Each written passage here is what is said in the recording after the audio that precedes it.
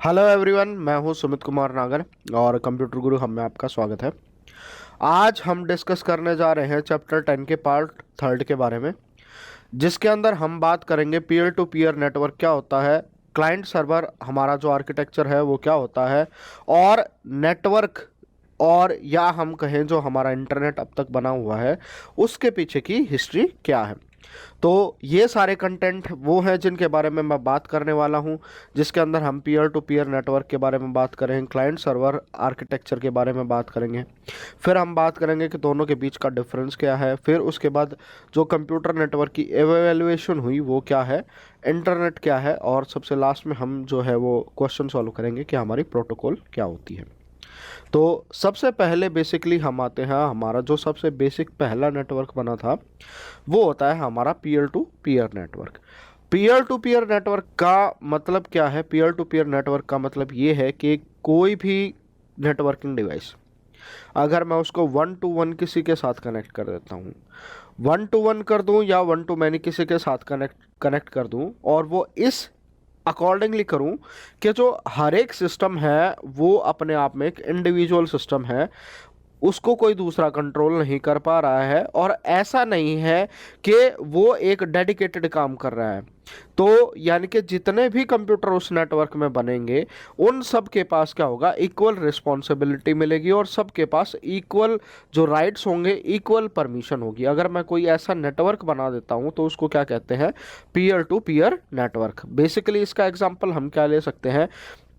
अगर मान लो मेरे पास मेरे घर पे मेरा एक डेस्कटॉप कंप्यूटर है और एक लैपटॉप कंप्यूटर है, तो दोनों के अंदर अगर मैं मान लो उनको एक ईथरनेट केबल से ज्वाइन कर देता हूं, तो उस टाइम पे जो मेरा नेटवर्क बनेगा वो नेटवर्क बनेगा एक पीयर टू पीयर नेटवर्क।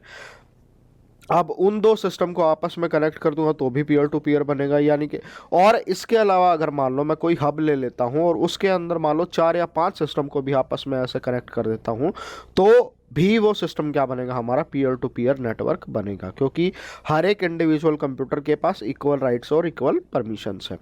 फिर उसके बाद बारी बारी आती है हमारे दूसरे नेटवर्क टाइप की, जिसको क्लाइंट और सर्वर नेटवर्क कहते हैं। इसके बारे में मैंने आपको अपनी इससे पिछले वाली वीडियो के अंदर भी ज़रूर बताया था कि जो क्लाइंट सर्वर आर्किटेक्चर होता है वो बहुत ज़्यादा इंपॉर्टेंट होता है। क्लाइंट सर्वर आर्किटेक्चर आज के टाइम पे जो हम इंटरनेट की फैसिलिटी यूज़ करते हैं या जो भी हम नेटवर्क की फैसिलिटी यूज़ करते हैं, वो ऑलमोस्ट सारी की सारी जो है हमारी क्लाइंट सर्वर आर्किटेक्चर के ऊपर बेस्ड है। इसके अंदर हमारे पास क्या होता है? इसके अंदर जैसा आपको यहाँ दिख रहा है एक हमारा सेंट्रल सर्वर होता है। सेंट्रल सर्वर वो क्या करेगा कि जितने भी कंप्यूटर इससे कनेक्ट करेंगे वो उन सबको मैनेज भी कर सकता है, और इन सबको अगर कोई भी डेटा चाहिए होगा तो वो सेंट्रल सर्वर के थ्रू जाएगा। तो इसके अंदर जो क्या होता है, जो भी डेटा प्रोवाइडर होता है, जो भी इंफॉर्मेशन सोर्स प्रोवाइडर होता है, या कोई भी रिसोर्स प्रोवाइडर होता है जो किसी को फैसिलिटी प्रोवाइड करवाता है, तो वो एक सेंट्रल सर्वर करा देता है। अब इसके अंदर क्या होगा, एक सेंट्रल सर्वर होगा और उससे सारे कंप्यूटर जो है वो जुड़े होंगे। ऐसा नहीं होगा कि एक कंप्यूटर दूसरे कंप्यूटर से जुड़ा हुआ है, सारे के सारे जो कंप्यूटर हैं वो सेंट्रल सर्वर से जुड़े होंगे। और ये नहीं है कि उस नेटवर्क में सिर्फ एक ही सर्वर हो, हमारे पास अगर मैं चाहूँ तो मल्टीपल सर्वर भी हो सकते हैं। बट उसके अंदर क्या रहेगा, जो सर्वर बनेगा उसका काम डिफरेंट होगा, और जो उससे जुड़ेगा, जो जो कि क्लाइंट बनेगा, उसका काम डिफरेंट डिफरेंट होगा। क्लाइंट जो है हमेशा सर्वर को रिक्वेस्ट करेगा और सर्वर क्या करेगा, उसके कॉरस्पॉन्डिंग उसको रिस्पॉन्स करेगा। रिस्पॉन्स करने का मतलब क्या है? उसके कॉरस्पॉन्डिंग जो उसने डेटा मांगा है वो का वो डेटा जो है वो उसको हैंड ओवर करेगा, या उसकी जो भी रिक्वेस्ट हो वो पूरी की पूरी करेगा। तो ये इस तरह का जो हमारा क्लाइंट सर्वर नेटवर्क होता है। फिर उसके बाद बारी आती है कि दोनों के बीच में जो क्वेश्चन आपसे जनरली पूछा जाता है, जो इंटरव्यू के टाइम पे पूछा जाता है, वो क्वेश्चन यही पूछा जाता है कि आपके पास दो नेटवर्क है तो दोनों के बीच में डिफरेंस क्या है। तो सबसे पहला डिफरेंस क्या है क्लाइंट सर्वर और पीयर टू पीयर नेटवर्क में? जैसा कि मैंने आपको ये बताया था कि क्लाइंट सर्वर अगर मेरा सिस्टम होता है तो उसमें क्लाइंट अलग से डिफ्रेंशिएट होता है और सर्वर जो है अलग से डिफ्रेंशिएट होता है। बट इसके corresponding peer to peer network में ऐसा कोई डिफ्रेंशिएशन नहीं होता। फिर उसके बाद दूसरा जो हमारा पॉइंट आता है वो ये आता है कि क्लाइंट सर्वर नेटवर्क जो है वो फोकस करता है इंफॉर्मेशन शेयरिंग के ऊपर, और हमारा जो पीयर टू पीयर नेटवर्क है वो फोकस करता है कि दोनों के बीच में कनेक्टिविटी कैसी है।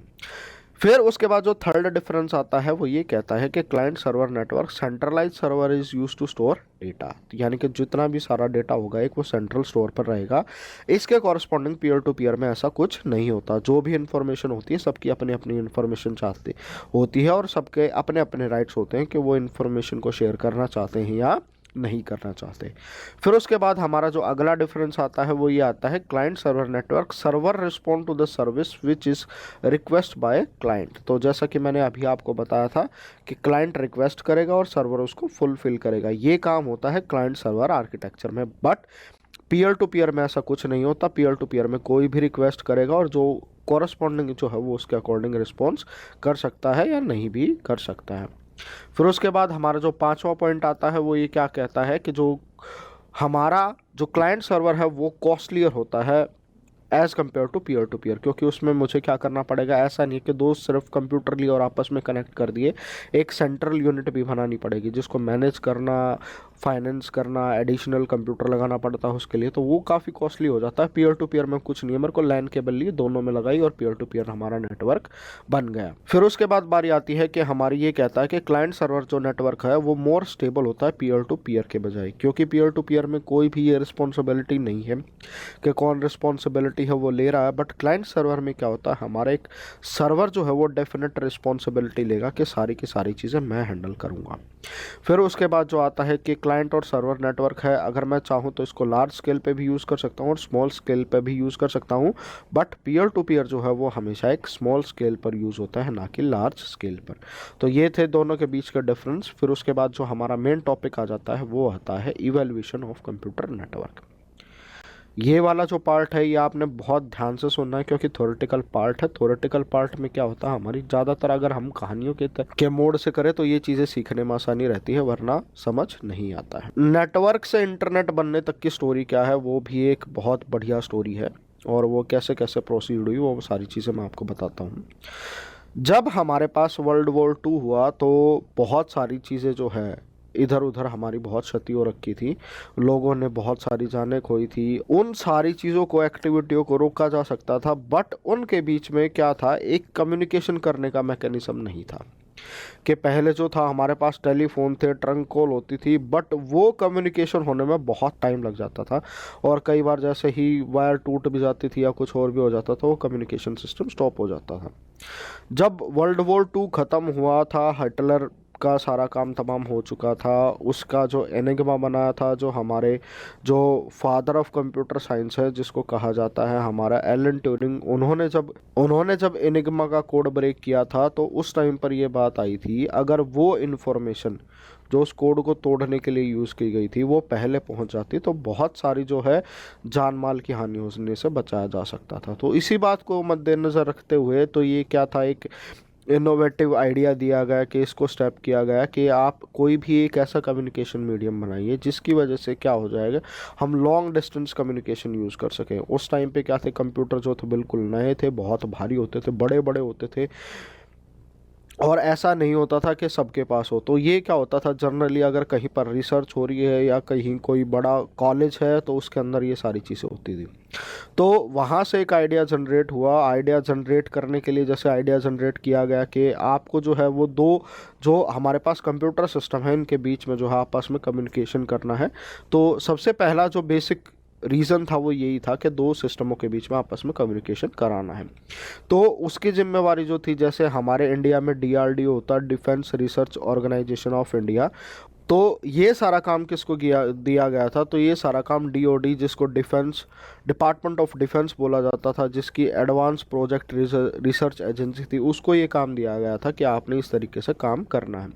तो वो 1965 में शुरू हो गए थे। फिर उसके बाद 1969 था स्पेसिफिकली, उस टाइम पर उन्होंने क्या किया था, जो उनकी जो हमारी एक स्टैनफोर्ड यूनिवर्सिटी थी और उसके कॉरस्पॉन्डिंग यूनिवर्सिटी ऑफ कैलिफोर्निया जो लॉस एंजल्स थी, ये जो क्या थी, ये यूनिवर्सिटी काफ़ी डिस्टेंस प्लेस पर थी उन्होंने क्या कहा था, 1969 में पहली बार उन दो यूनिवर्सिटी के बीच में कम्युनिकेशन करवाया गया था। वो कम्युनिकेशन किस तरीके से हुआ था, वो पैकेट स्विचिंग की मदद से हुआ था। और जब ये कम्युनिकेशन हुआ तो उनको ये पता चला कि जो डिस्टेंस प्लेसेस हैं उसके ऊपर भी जो है वो कम्युनिकेशन किया जाता है।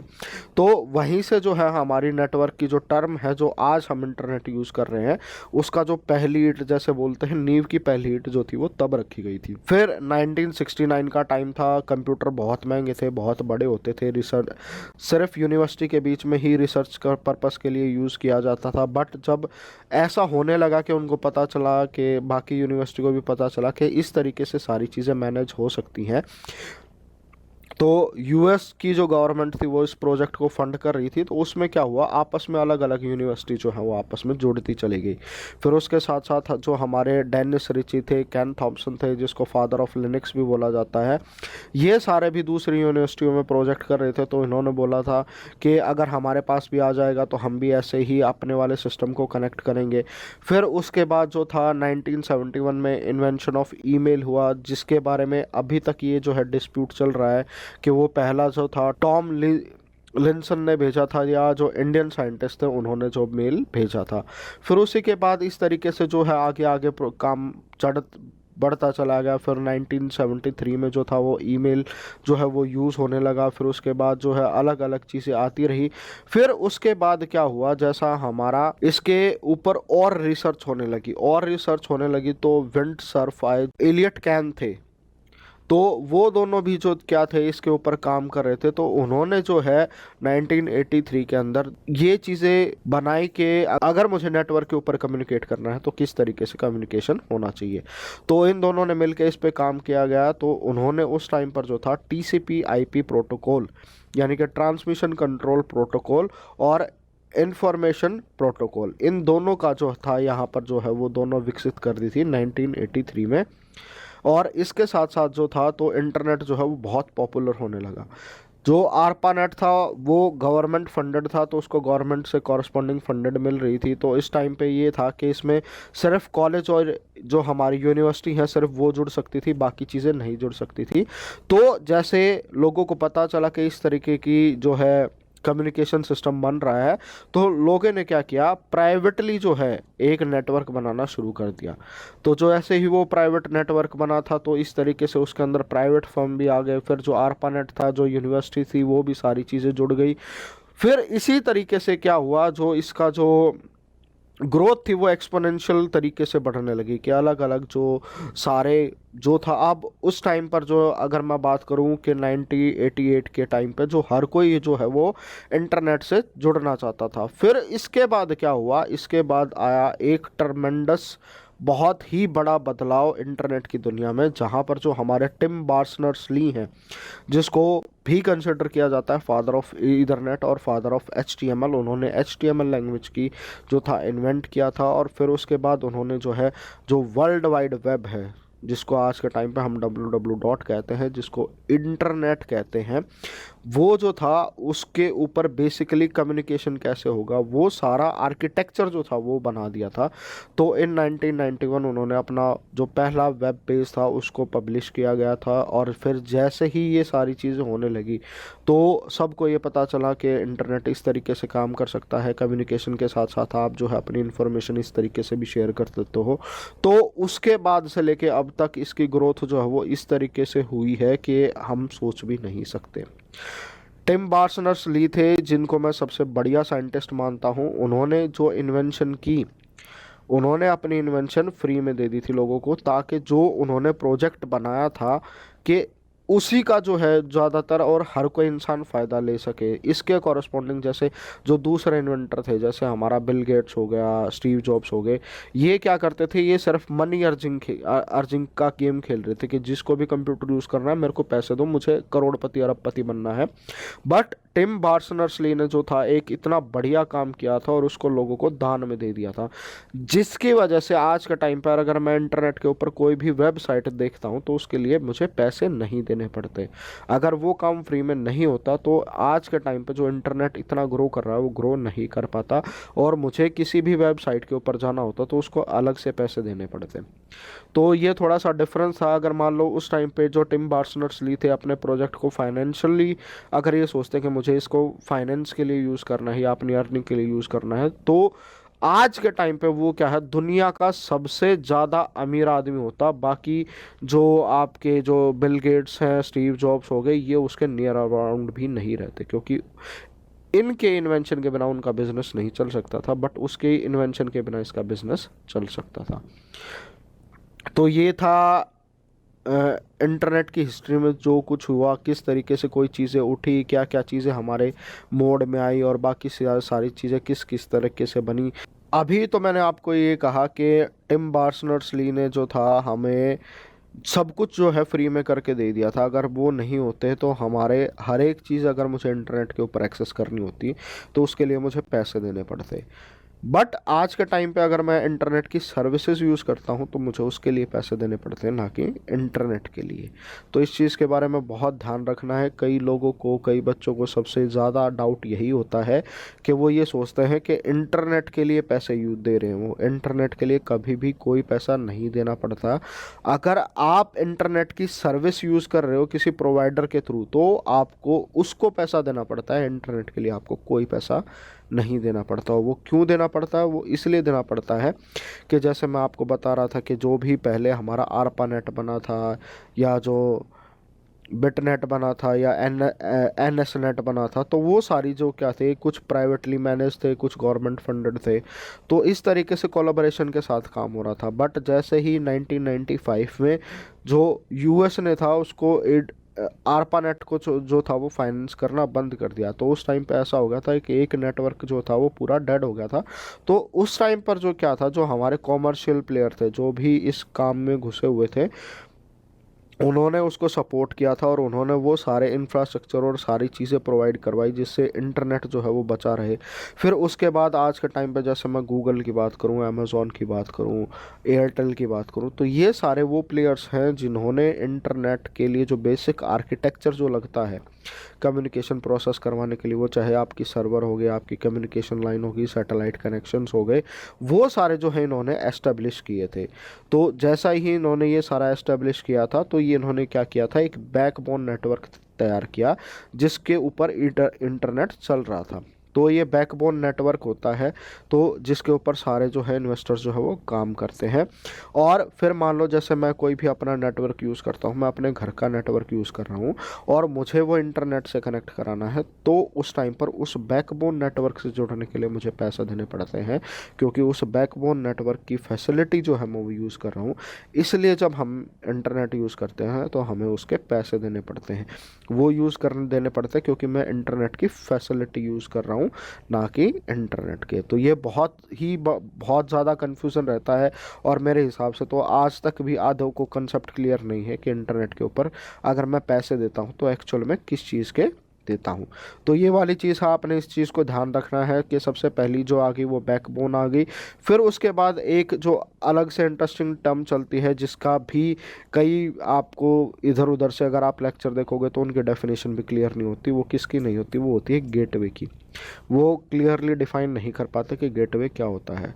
तो गेटवे आपका वो पॉइंट होता है जहाँ पर आपका पर्सनल नेटवर्क वो इंटरनेट के थ्रू जुड़ता है, यानी कि जो आपका पर्सनल नेटवर्क था वो अलग रूल फॉलो कर रहा था, जो इंटरनेट है वो अलग रूल फॉलो कर रहा है। अब मान लो मुझे अपने पर्सनल नेटवर्क से इंटरनेट के ऊपर जुड़ना है, तो वो क्या कहेगा? वो मुझसे ये कहेगा कि अगर आपने मेरे नेटवर्क में जुड़ना है तो एक certain set of rules follow करने पड़ेंगे। वो सर्टेन सेट ऑफ रूल्स ही अगर आप फॉलो करोगे तो ही मैं आपको अपने नेटवर्क में एंटर करने की परमिशन दूंगा, वरना मैं नेटवर्क में एंटर करने की परमिशन नहीं दूंगा। तो इस तरह के जो ये रूल्स एंड रेगुलेशंस होते हैं, जो इंटरनेट के ऊपर जो हमें फॉलो करने पड़ते हैं, या किसी भी एक डेफिनेट नेटवर्क के ऊपर फॉलो करने पड़ते हैं, उनको प्रोटोकॉल कहते हैं। और इसके साथ साथ जो डिवाइस जो हमारे प्राइवेट नेटवर्क को किसी दूसरे नेटवर्क से जोड़ता है, यानी कि डिसिमिलर नेटवर्क, जैसे मैं अपना नेटवर्क बना के बैठा हूँ, मेरा प्राइवेट नेटवर्क है, वो कुछ और रूल्स एंड रेगुलेशन फॉलो कर रहा है, और मैं चाहता हूँ मैं इंटरनेट की फैसिलिटी यूज़ करूँ, या कोई भी और दूसरा नेटवर्क हो गया जो मेरे नेटवर्क से डिफरेंट है इन टर्म्स ऑफ कि वो कौन सा रूल फॉलो करता है, अगर कोई ऐसा इंटरनेट कनेक्शन बनाना है तो उसके लिए मुझे एक डिवाइस चाहिए होगा जिसको हम गेटवे कहते हैं।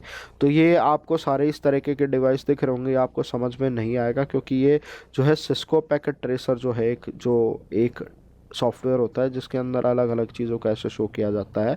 तो ये क्या है, बेसिकली डायग्राम है कि डायग्राम के अंदर राउटर को किस तरीके से रिप्रेजेंट किया जाता है, 3 लेयर स्विच कैसे होता है। तो ये सारी चीज़ें खाली रिप्रेजेंटेशन के लिए हैं। तो आई होप कि आपको समझ में आ गया होगा कि बेसिक इंटरनेट काम किस तरीके से कर रहा है, किस तरीके से सारी चीज़ें क्या हो रही हैं, प्रोटोकॉल क्या है, इंटरनेट क्या है। फिर इसके बाद बारी आती है कि इंटरनेट जो है फंक्शन कैसे करता है। जैसे कि मैंने आपको अभी बताया था कि विंडसर्फ और एलियट कैन जो थे, उन्होंने दोनों ने मिलकर जो था एक रूल्स एंड रेगुलेशन बनाए थे जिसके बिहाफ पर आज का जो इंटरनेट है वो सारा बना हुआ खड़ा है। तो वो क्या था, वो था मेरा एक ट्रांसमिशन कंट्रोल प्रोटोकॉल, और क्या था, इंटरनेट प्रोटोकॉल। जो ट्रांसमिशन कंट्रोल प्रोटोकॉल है वो ये पार्ट डिसाइड करता है कि जो हमारा जो मैसेज होगा, जो इंटरनेट के ऊपर कम्युनिकेशन होगा, वो पैकेट्स की फॉर्म में होगा। ये कैसे होता है, किस तरीके से होता है, ये आगे वाली वीडियोज़ में मैं बताऊँगा। अभी के लिए आप समझिए कि TCP क्या करता है, वो जो भी मेरा मैसेज, जो भी मेरे को कम्युनिकेशन करनी होती है, उसको पैकेट की फॉर्म में तोड़ देता है। तो TCP रिस्पॉन्सिबल होगा कि जैसे ही मेरे को मैसेज सेंड करना है कि वो कितने पैकेट में टूटेगा और किस तरीके से अगला जिसको वो रिसीव होगा वहाँ पर किस तरीके से असेंबल होगा। तो ये सारा काम करता है TCP। फिर उसके कॉरस्पॉन्डिंग जो आता है, अगली जो आती है IP, जिसको इंटरनेट प्रोटोकॉल भी कह देते हैं। इसका रिलेशन होता है कि जो भी, मान लो मैंने जो भी पैकेट था वो अपने मैसेज को पैकेट में तोड़ दिया, फिर वो मैसेज जो है वो दूसरे सिस्टम तक कैसे पहुंचेगा। तो ये काम जो है वो IP प्रोटोकॉल करती है। और फिर जो हमारा जो इंटरनेट बना हुआ आज के टाइम पे, वो इन दोनों का ही जो है मेल मिलाप है, जिसमें ट्रांसमिशन कंट्रोल प्रोटोकॉल आ गया और मेरा इंटरनेट प्रोटोकॉल आ गया। फिर उसके बाद आता है बहुत ही इंटरेस्टिंग टॉपिक, द इंटरस्पेस। ये क्या है, अभी भी हमारा सिर्फ थ्योरेटिकल पार्ट है, इसको जो ज़्यादा एलेबरेट करके नहीं बताया गया है। ये इंटरस्पेस क्या है, इंटरस्पेस वो टर्म है जो इंटरनेट के बाद आने वाली है, कि इंटरनेट का भी जो होगा एक बहुत बड़ा विकसित रूप होगा। ये अभी एब्स्ट्रैक्ट मोड में है, सिर्फ थ्योरेटिकल बात है, इसका प्रैक्टिकल इम्प्लीमेंटेशन इतना नहीं आया है, बट जो प्रैक्टिकल इम्प्लीमेंटेशन है वो बहुत लोअर लेवल पर हुआ है। इंटरस्पेस क्या कहता है, ये क्लाइंट सर्वर सॉफ्टवेयर प्रोग्राम है जिसके अंदर जो है मल्टीपल यूज़र जो है वो कम्युनिकेट कर सकते हैं online, real time audio video के साथ साथ टेक्स्ट आ सकता है, डायनेमिक 3D एनवायरनमेंट हो सकता है। और जो इंटरस्पेस प्रोवाइड करवाएगा वो आज के टाइम पे मोस्ट एडवांस कम्युनिकेशन सिस्टम होगा जो इंटरनेट के ऊपर चल रहा है। तो ये बेसिकली अभी कंसेप्ट है, इससे रिलेटेड कोई इतना कंक्रीट वो नहीं आया है, बट इसका एक एग्जाम्पल मैं आपको बता सकता हूँ। अगर आप PUBG खेलते हो तो आपको पता है कि जैसे ही आप PUBG खेलते हो तो उस टाइम पे आप अपनी टीम वालों के साथ बात कर सकते हो, टेक्स्ट मैसेज कर सकते हो, बट सिर्फ उनको देख नहीं सकते। तो इसका जो छोटा सा इम्प्लीमेंटेशन है, छोटे वाला, वो जो है वो PUBG में यूज़ आया है। और उसके बाद आज के टाइम पे जितने भी और दूसरे तरह के गेम आ रहे हैं, तो उसके अंदर भी ये वाली सारी चीज़ें जो है वो यूटिलाइज होने जा रही हैं। तो आई होप थ्योरेटिकल लेक्चर था, आपको चीज़ें समझ में आई होंगी। पीयर टू पीयर नेटवर्क क्या होता है, क्लाइंट सर्वर आर्किटेक्चर क्या होता है, और जो मोस्ट इंपॉर्टेंट चीज़ आपने हिस्ट्री ऑफ नेटवर्क समझी है, वो बहुत याद रखने वाली बात है। ये जितने भी इस तरह के लेक्चर्स हैं वो मैं अपनी क्लासेस में दे देता हूँ, बट यूट्यूब के ऊपर देने का मुझे कभी मौका नहीं मिला। तो आज पहली बार था ये मुझे मौका मिला कि मैं इस तरह का लेक्चर दे पाऊँ और आपको भी पता चल सके कि इस तरीके से भी जो है वो कंप्यूटर पढ़ा जा सकता है। तो आई होप आपके सारे डाउट क्लियर हो गए होंगे। अगर कोई भी डाउट है तो उसको कमेंट कीजिएगा, मैं कोशिश करूँगा कि जितनी जल्दी हो सके उसका रेजोल्यूशन आपको दे दूँ। अगर इसके अलावा अगर आप चाहते हो कि किसी और पर्टिकुलर टॉपिक के ऊपर मैं वीडियो बनाऊँ तो उसको भी कमेंट कीजिएगा। और अगर आपको वीडियो अच्छी लगी है तो लाइक ज़रूर कीजिएगा। अगर आप चैनल को रेगुलरली विजिट करते हैं और आपको पता है कि कंटेंट कैसा है तो सब्सक्राइब करना आपकी मर्ज़ी है। तो आज की वीडियो में इतना ही। Thank you all, thank you for watching.